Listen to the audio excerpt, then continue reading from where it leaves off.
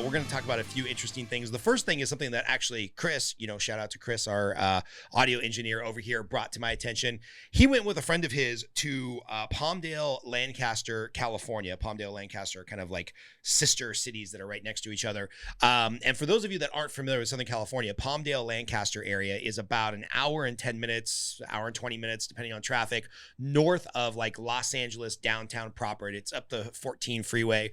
I guess back in the day, the 14 freeway, really, you were driving out there to get to what, like June Lake or Mammoth. Yeah. So on the way to Mammoth is Palmdale, Lancaster, and Palmdale, Lancaster has a kind of a sweet spot in my heart because my dad's job transferred him up there right before I started 10th grade. So I did my last 3 years of high school up there in Palmdale, Lancaster. And not to talk too much shit about the town where I grew up and fell in love for the first time and got my driver's license and got in a bunch of trouble in high school. But it's not exactly the most well-revered town in Southern California. Over the last couple decades, they've had huge boom and bust cycles in the real estate. There's been HUD housing problems up there. There's been a lot of kind of racial discrimination problems up there.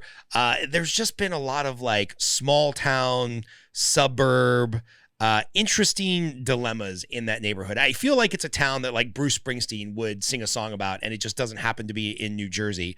But what's interesting, like when I was going to high school, is, we had people that were very, very, very poor in the socioeconomic scale of things. And then we had some families at the same school who were very wealthy, and their families were engineers that went to work at Lockheed, because there's a Edwards Air Force Base about an hour north of Palmdale, Lancaster. And so there's a lot of government contractors, like very, very smart people that work on like actual rocket scientist type projects up there in the area. So the demographic at the schools and the people that I knew were really diverse and really mixed. But that place has got a lot of problems. So anyway, Chris and actually our friend Volta, who's been on the show before, were going up there to do a show, and Chris was going up to support him, and they were trying to find a hotel room. And he was as surprised as I was to find out that hotel rooms were like $300 a night in this tiny suburb of Los Angeles, where frankly, you're not really going to go. Like, there's not a Disneyland there. There's not a Magic Mountain there. There's not really any tourism there. It's not kind of on like a major trucking route, halfway in between two major metropolitan areas where you would have a lot of people staying over for the night. So we were trying to figure out why hotel rooms in Palmdale and Lancaster are so expensive, other than the fact that there's inflation right now nationwide and stuff was so expensive. And Chris, what was the reason that they gave you for the hotel rooms being so expensive in the area? And just to point out, this isn't like a night. This is a Best Western. Yeah, a Best Western.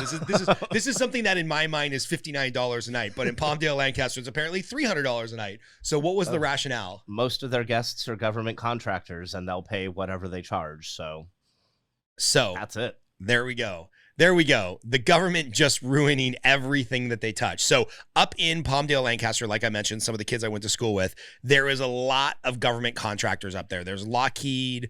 There's a couple other ones that I can't remember off the top of my head, but a lot of aerospace government contractors. And then there's the military base, Edwards Air Force Base. And what Chris was informed by the guy that was managing the front desk, he's like, oh yeah, like more than 80% of our rooms are government contractors of some point, or some in some position of government contractor work. They're either civilian contractors that are working out at the base, they're military contractors coming into town, they're people that we just know are associated with Lockheed and other government contract agencies that are up there. And so they take up a majority of the rooms, and because it's the government, they'll pay whatever we charge. So, the prices over the last several years or the last decade have just gone up and up and up and up and up, and the government never says no, and they always pay. So sorry, you're going to get stuck paying $300 a night for a room because that's what the government will pay. And it just, oh man, the libertarian in me just loses my mind for a couple of reasons. One, I just hate the idea that the government is so bloated that they can't even find a way. Well, first of all, the government is just over bloated in just almost every area, and it bugs the shit out of me. And I actually, even as a libertarian, I would consider myself a little bit more of a night watchman libertarian, where I believe that the government does have a role to play in the national defense and in government contracts for for military defense. So it's like, part of me is like, okay, I get it. There's military contractors. This stuff needs to happen. Like, we need to have planes and submarines and things of that nature to protect the national sovereignty of the United States. And part of me is like, well, don't they have barracks on base at Edwards Air Force Base? If they're spending $300 a night for hundreds of hotel rooms every night in Palmdale, Lancaster, can't the government just build a more cost-effective barracks or mess hall or long-term stay or short-term stay or their own kind of on-base Airbnb? Can't they do something? Isn't there something more cost-effective than just paying top dollar to Hilton and Best Western and Marriott to rent these rooms for these people? And or if you're going to do that, you're the fucking federal government. You have the biggest power ever of collective bargaining, right? You can go to the Marriott and you can say, hey, we're not willing to pay $300 a night. We'll pay $125 a night. And guess what? There will still be plenty of hotel rooms for you because nobody goes to Palmdale or Lancaster to hang out in a hotel. Ugh, so annoying. And this reminded me of something that when I found out about it just absolutely disgusted me and just sent me further down the libertarian belief system and just solidified in my mind what an absurd waste of money the government just spends every single year. And it had to do with the United States Postal Service. So if you go to the United States Postal Service website, you can pull up this USPS leased facility reports.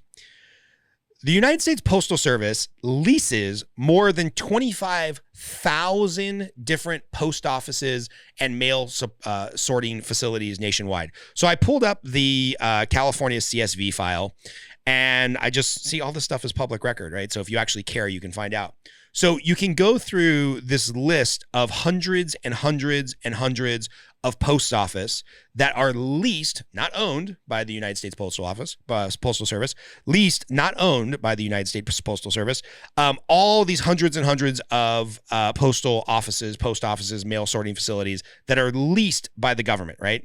And then you can go over here, you can look at when they were leased, you can look at who they're leased to, and they're all leased they're leased by the government from private entities, right? So you can look up what's the name of the lessor, the person that's leasing the facility to United States Postal Office. Peterson Family Trust, RCR Properties, Neil Goodoo, the Cam Nam Lee Trust. These are all individual owners of property that lease the property to the United States Postal Service so we can have post offices. And I just went over here to the actual facility, not the actual site, like not the land that it's on, but the actual commercial space. And commercial space is a total of 6.5 million square feet just in the state of California that the United States Postal Service leases and pays top dollar rents to private entities for these post offices. Now, here's the thing. If you're a post office that was built 10 years ago, 20 years ago, 50 years ago, 100 years ago, and you're the United States Postal Service, you are anticipating that that post office is going to be there forever. Forever. Forever and ever and ever. If you're the United States government, and you're building a post office. I think of the post office I used to go to in Eagle Rock, California, on the border of Verdugo Road, where it dead ends from Glendale into Eagle Rock Boulevard. There's a post office there that my family's been going to since at least the 70s, maybe the 60s. I went there as a child. I went there as a teenager. When I had a job in the Southern California area where I had to stop by the post office, that's the one I went to. It's been there forever. It's leased. It's leased. So instead of the post office or the federal government, I don't know, 40, 50 years ago when that post office was built, saying, you know what, we're planning on this post office to be in this neighborhood forever.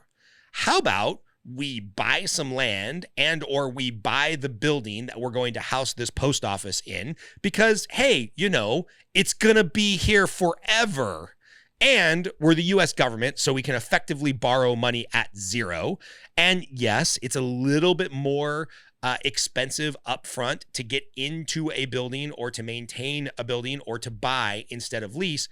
But over the long term, could you imagine the United States Postal Service, which loses an absurd amount of money every year? Chris, maybe you could look this up. You could look up how much the post office loses every year by not being self-sustainable off the cost of postage. But could you imagine if property that was bought a decade ago, 30 years ago, 40 years ago, 100 years ago, 200 years ago, since our post office system started, can you imagine if all these 25,000 properties that the United States Postal Service actually leases right now, if they were actually owned? Because guess what? When you have a commercial lease, you still have to pay the overhead on the taxes, the utility, the garbage, the upkeep of the building. So it's not like the government is staying out of the maintenance job or they're saving money by leasing instead of owning, especially a property now. If you figure most commercial mortgages are somewhere between 5 years and 40 years, many of these post offices would have paid themselves off free and clear at $1990 or $1980s or $1970s or $1950. The amount of net worth that would be in the United States Postal Service if they owned their land instead of leased their land would be astronomical. It would actually be a net positive for the value in the balance sheet of the government instead of this net negative where they're paying lease payments to 25,000 different independent owners, right? And then I found this website by American Postal Owners. It's kind of an informational website on some of the reasons you might want to own the land or a post office, or you might want to own the building. You'll own the land and the building where the post office is run out of. And it says high returns. Even though the income is guaranteed by the U.S. government, you can achieve extraordinary returns of 8 to 30%. However, all investments are subject to risk of loss. So I did some more digging on this, looked at a couple other websites, and the average rate of return for a private entity leasing a property to United States Postal Service, they return somewhere around 8 and 10% on the rent, on the actual value of what they're getting for the lease. This doesn't include property appreciation. This doesn't include the benefits of tax deductibility.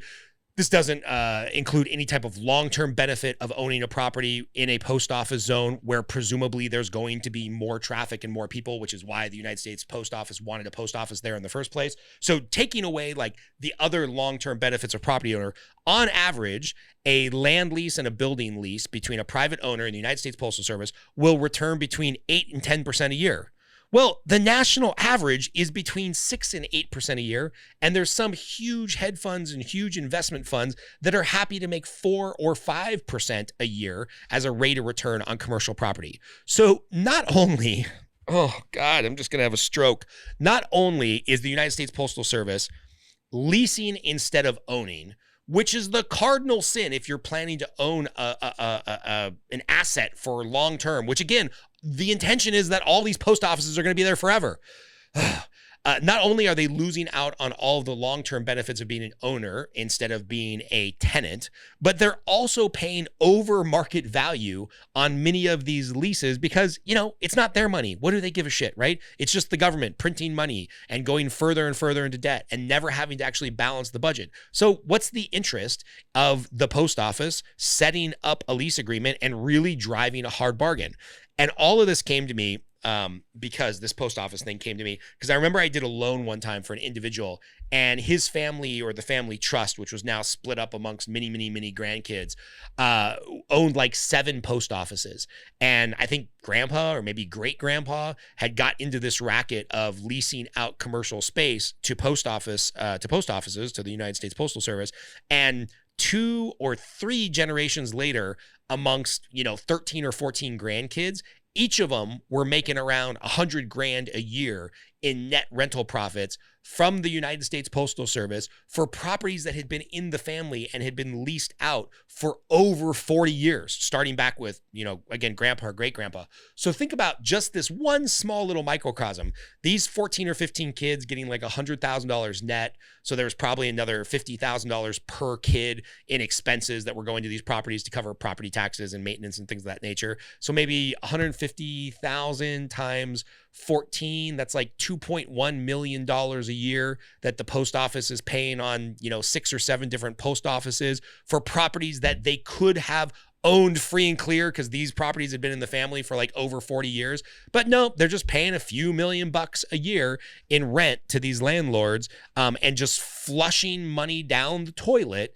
And then we wonder why the government is so massively in debt. It's because of things like this, like the fucking post office leasing their properties instead of owning their properties. Absolutely crazy. The post office could really be like McDonald's. If you look at McDonald's, the franchise owners, they make a lot of money from running the franchises and the small profit margin on hundreds of thousands and millions of burgers and shakes at 2, 3, 4, 5, 7 cents per product that they sell. But the real wealth in the McDonald's corporation is the fact that they own all the land. McDonald's is one of the biggest land owners in America. They own all the land. So corporate, in most situations, owns the land. And that's how the Kroc family, Ray Kroc, got insanely rich, not off of selling burgers, but off of owning the land where the burger stands were. Post office could have been doing the same thing for the last 100 years. But of course, why? When they can just waste money being landlords or being tenants and let the landlords make all the profit, which is just insane. Anyway, that's story one for the night. Just enough to get me frustrated.